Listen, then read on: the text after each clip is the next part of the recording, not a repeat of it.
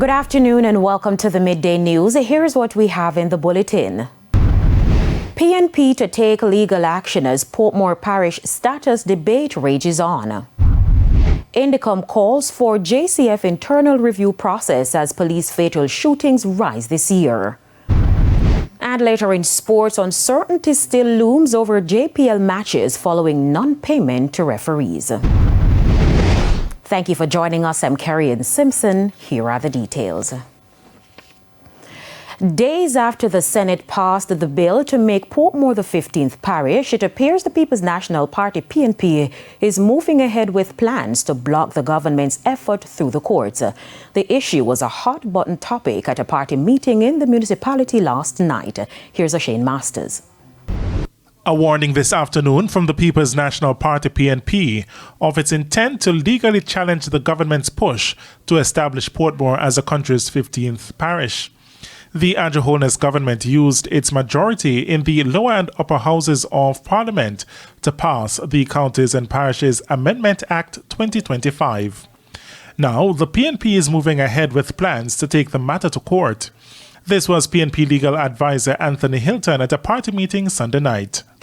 What I'm here to tell you is that as the sun rises in the east and as the sun sets in the west, they will be sued for their illegal conduct.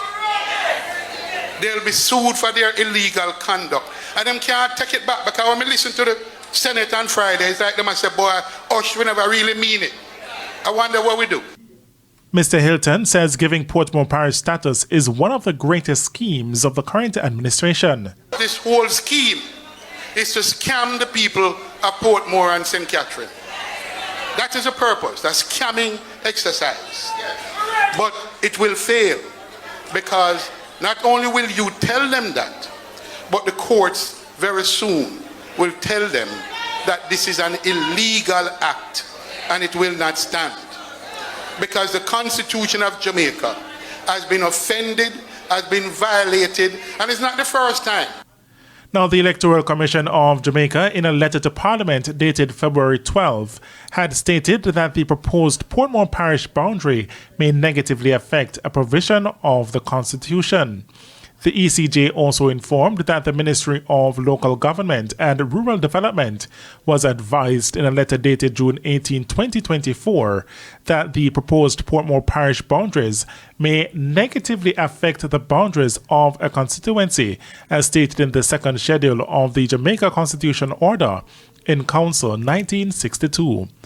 PNP General Secretary Dr. Dayton Campbell has taken the matter further, chastising President of the Senate Tom Tavares Finson for allowing the bill to be passed as he sits on the board of the ECJ. And he's told that if you go along this road, this thing is unconstitutional. And they flash off their hand when the people are trying to tap them. They say, don't tell me nothing. And they will force it same way. All your ball out Captain Iceberg. They say full speed ahead into the iceberg same way.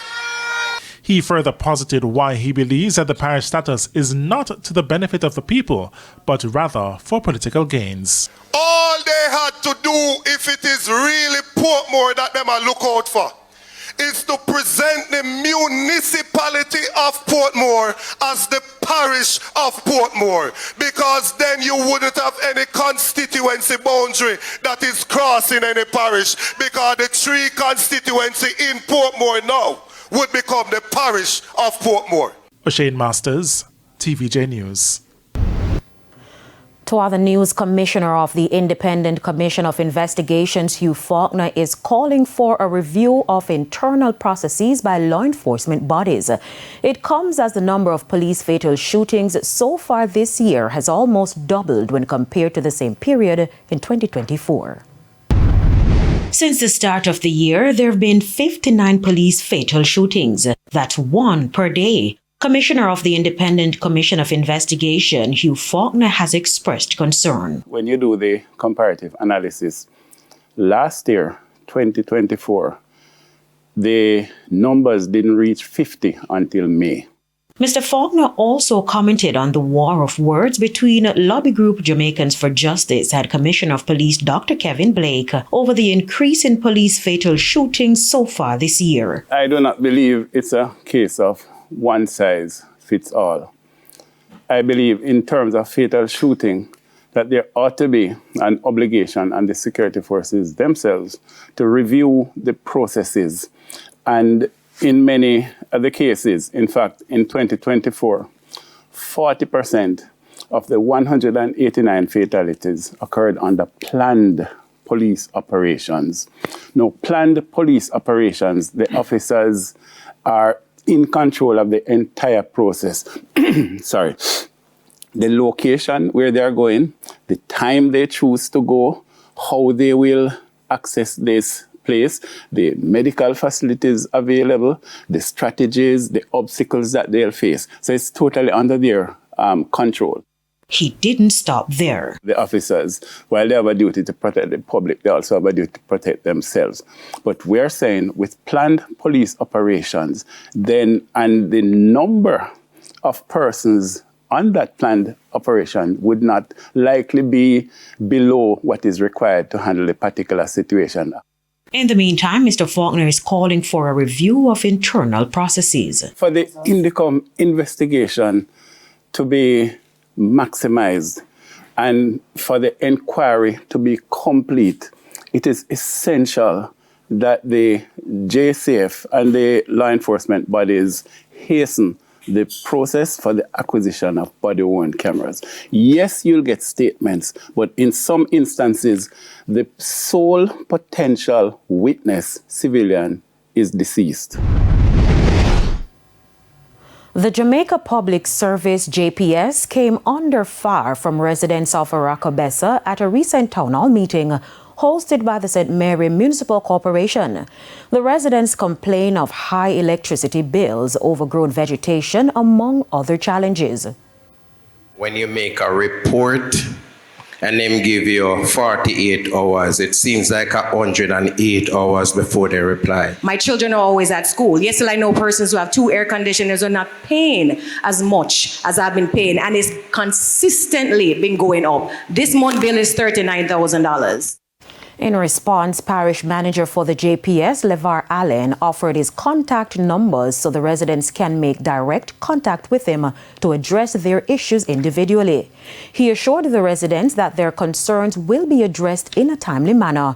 However, he offered some immediate solutions. When it comes to high bill, let us treat each bill on its own merit, right? So give me a call tomorrow and we will have a team member I'll have a team member give you a call, walk it through, look on the bill. If it is that we need to do an investigation at your proper premises, we will send a team to do an investigation. Trees don't grow overnight into JPS lines. We also have a responsibility to manage our vegetation. You can't plant tree under the line and wait till them grow up in the tree, you say it's JPS fault. That's not fair. You also have a responsibility, right? So we're asking you to play your part, right? Don't allow your trees to grow into the lines, and then it becomes an issue when you're having outages. Now, JPS is being blamed. So let us, we have a responsibility. You also have a responsibility. So it's a two-way street, so let us work on it like that. Will Jamaica have to import people to help with the boosting of the country's economic prospects? That's one of the questions being asked by General Secretary of the Union of Clerical, Administrative and Supervisory Employees UK's John Levy. His question comes following revelation of the country's dwindling birth rate. A Gleaner article last year revealed that with a population of roughly 3 million, for the first time in December 2023 recorded a fertility rate of 1.9, falling below the internationally accepted 2.1 fertility rate.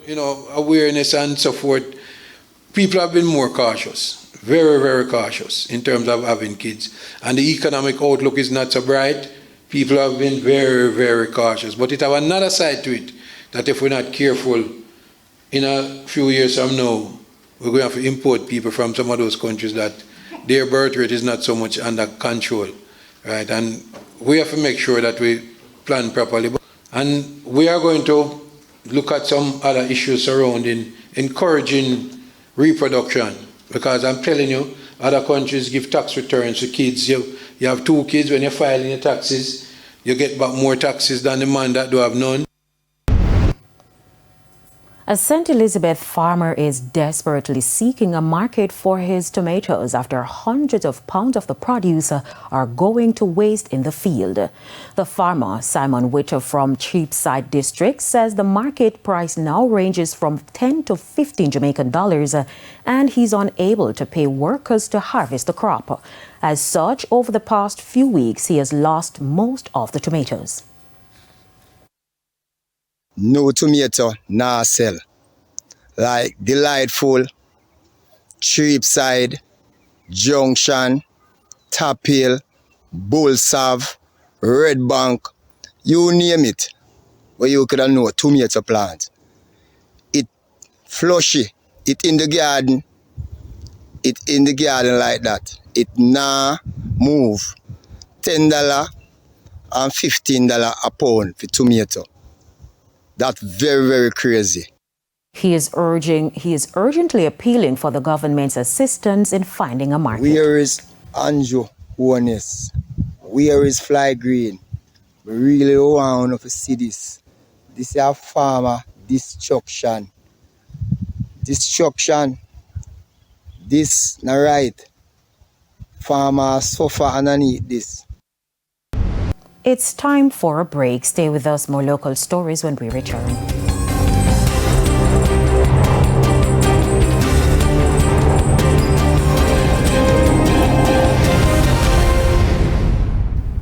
Welcome back to the Midday News. Newly elected president of the Montego Bay Chamber of Commerce, Jason Russell, says he is ready to hit the ground running to address the various pain points of the business community. The first order of business is to do a poll of our business sector and really find out what are our pain points. There's a lot of things in motion right now. Things that were major problems that are being solved as we speak, i.e. the traffic. We are well underway. We're 65% complete on our bypass road. Crime, which is being tackled daily, 24/7, and that is falling rapidly. We now can fairly say we have a safe city. Murders are down. So it's now to tackle what next. While commending outgoing President Oral Evans for the structure left in place, Mr. Russell committed to tackling all issues related to commerce. Small and local cottage industry is something that we plan to push, and we plan to bring that to the hotel industry. I just had a meeting with the JHTA, and part of that meeting was to initiate a support service that the chamber will be offering, especially as it pertains to culture. I think we can group our cultural elements. We're also now at the first dance studio launch for their event, and talking to them, it's something that we want to bring forth into the tourist product, where the commerce can be made from it. And the only way to uplift a nation, uplift a community, is for that community to be making money. If you're not making money, you really can't do better. It takes money to care. And I think the products are here, the tourists are here, the hotels are here, the industry is thriving. It's up to us now to put all the pieces together and make money for Jamaica. Time now for the Business Minute. Tropical Battery Company recorded improved revenue growth for the first quarter of this year, with gross operating revenue nearly doubling to $1.61 billion, up 99.5% year over year. However, profitability was affected by rising costs, higher finance expenses, and ongoing investments. Gross profit increased by 119.9% to $543.36 million, while its gross profit margin rose to 33.7%. However, operating expenses surged by 149.7%, primarily in administration, marketing, and selling, impacting overall profitability. However, sales of Rose batteries fell short of expectations due to delays from B2B customers amid the U.S. election cycle.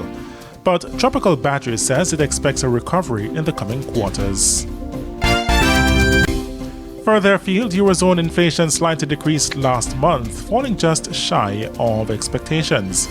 This strengthens the case for an ECB interest rate cut on Thursday and bolsters expectations for further policy easing in the coming months. Consumer price inflation, CPI, across the 20 Eurozone countries slowed to 2.4% in February, down from 2.5% the previous month. According to Eurostat data released on Monday, this was just above the expected 2.3%, moving closer to the European Central Bank's 2% target. For the Business Minute, I'm Shane Masters. Time now for the top regional and international stories.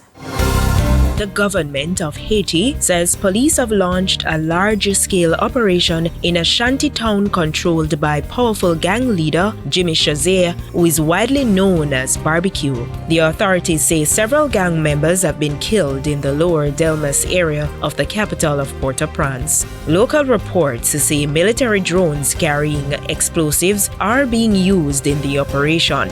Prime Minister Alex Didier Fils-Aimé praised the assault. He said it was the work of a special task force created 2 days ago to tackle insecurity. On the international scene, Ukrainian President Volodymyr Zelensky said his country is ready to sign a rare minerals deal with the United States. Zelensky made his comments to reporters in London on Sunday. He said he was ready to sign the deal last Friday, but his meeting with President Trump and Vice President Vance in the Oval Office turned heated and was told to leave the White House. Zelensky then headed to Britain for a summit with European leaders. The Ukrainian president called the USA a strategic partner and that it would not benefit anyone other than Russia if the US assistance were to stop. And many mainstream economists say the cost of goods like cars, groceries, shoes, and electronics could go up soon. The Commerce Secretary tells Fox News that the tariffs are on track to begin around midnight Eastern Time tonight. He says a 10% hike on Chinese imports is on the table off top of last month's increase. Executive orders also called for tariffs on most Canadian and all Mexican imported goods worth more than $800. The secretary says the percentages of those duties are unclear for now. U.S. companies are the ones that have to pay the tariffs. The Trump administration downplays how much of that cost they'd passed on to customers. Another concern is that Mexico, China, and Canada could impose regulatory measures. But some analysts say new tariffs could be good for the U.S. in the end if they open negotiations. And those were the top regional and international stories. I'm Raquel Porter. Thanks, Raquel, and we head to another break. When we come back, we'll have your midday sports report.